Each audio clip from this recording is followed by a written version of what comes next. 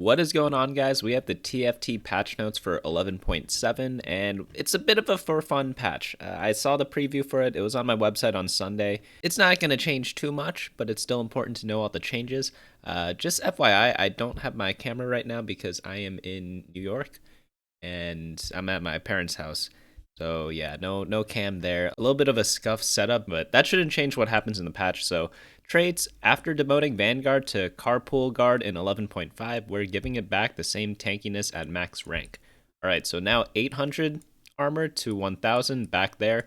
So this is going to improve the Nico comp a little bit, because if you get Vanguard Spatula, put one on Nico, you're going to be having a fun time, because Nico is one of those stronger comps now. They buffed it a bunch of times. It's still not like the best comp, but it's always been like a high B, low A tier comp. So maybe this one puts it into like mid A tier now, and hopefully it should be good from there. It's a fun comp. I like it.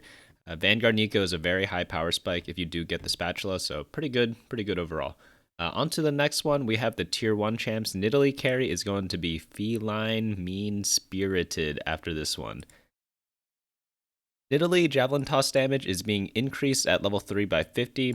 I don't really think people are going to be feeling the pain after that, but maybe it's enough. I feel like Nidalee reroll, it's just like, after they changed it before, it's just like complete garbage, you know?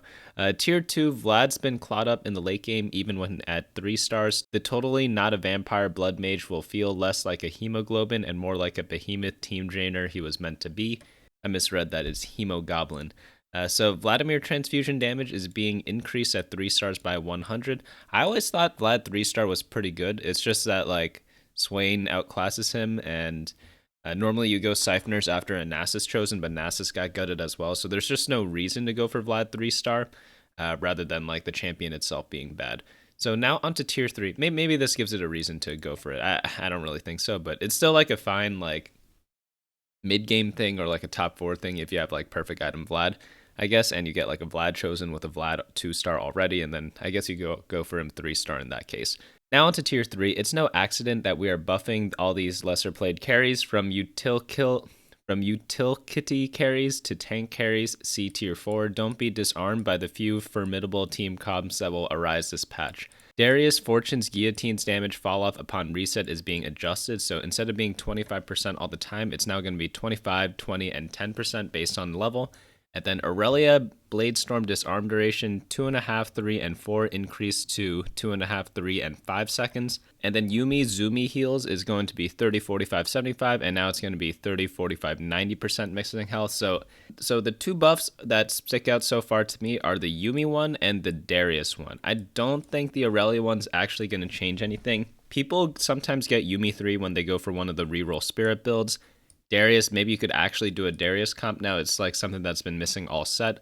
But Irelia, like, no one cares about this extra second, so no one's going to go for this. But I could definitely see the Yuumi and Darius change having an effect on some team comps. Now onto tier 4. Some of these lesser used 4-cost carries have been shackled to being the team's tank or trait top-off, but now they're erupting with pygmy up buffs to help them swin needle a win for you, feather or not. Your opponents are ready. One thing to pay attention to here is that the change in Shen's mana lock duration, which allows him to build up mana halfway through a shield's duration at 3 stars. Okay, I'm trying to digest what I just read. I kind of like the other ones. This one went a little too deep, but Aatrox Infernal Chain's damage is being increased at 3 star from 2,000 to 2,500. I actually did have a 3 star Aatrox. I got second place, not first place. I was pretty disappointed about that, and yeah, it's because he just doesn't do enough, so hopefully this makes it actually good. I feel like if you get a 3 star 4-cost, you should at worst get second place, but most likely win every game, no matter what 4-cost it is. That's just me. Maybe it could be wrong. Cho'Gath Rupture damage is being increased at 3 star from 1,500 to 2,000.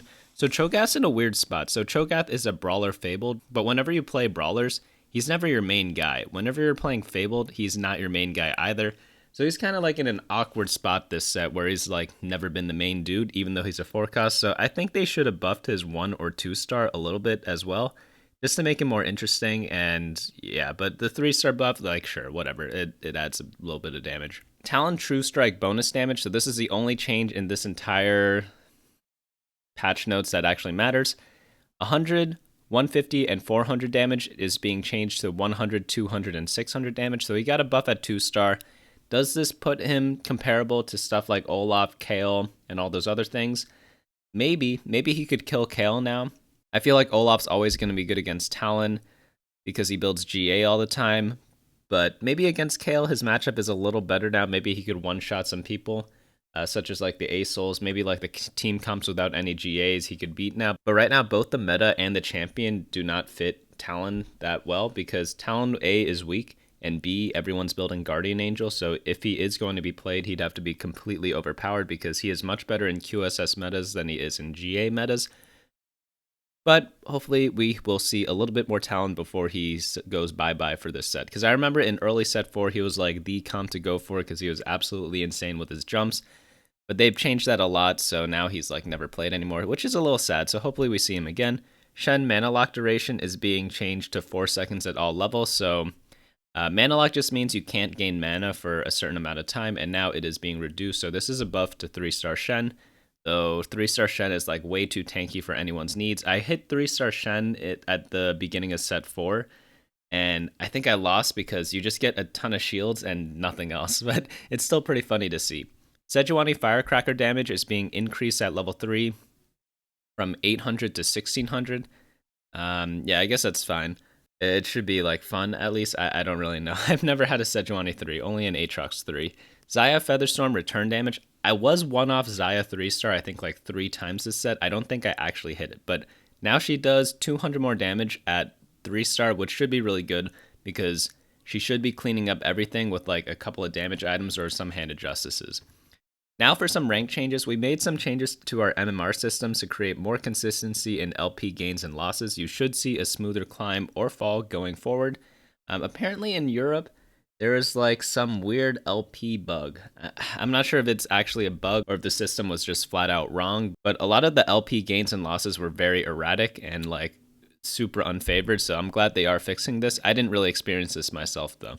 And then now for bug fixes, just in time, fix a bug where Zillion's Rewind Fate would fizzle if his initial target died during his cast animation. People have been begging for this Zillion change for a while, and now it is finally fixed.